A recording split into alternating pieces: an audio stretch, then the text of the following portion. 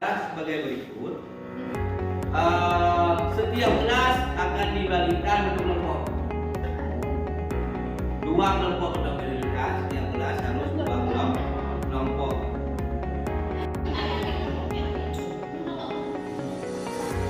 Assalamualaikum warahmatullahi wabarakatuh. Perkenalkan, kami dari kelompok 4 ingin mengenalkan bahan-bahan untuk membuat es kok. Yang pertama ini ada nata de coco.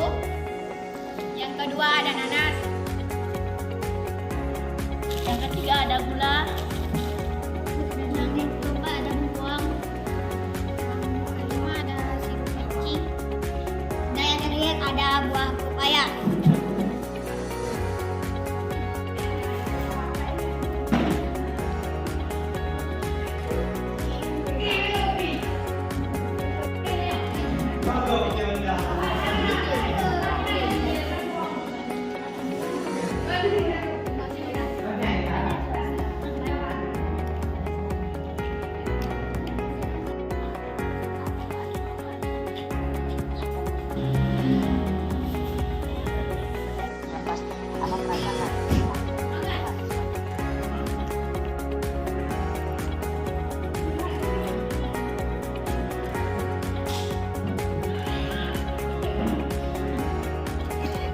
Merbe.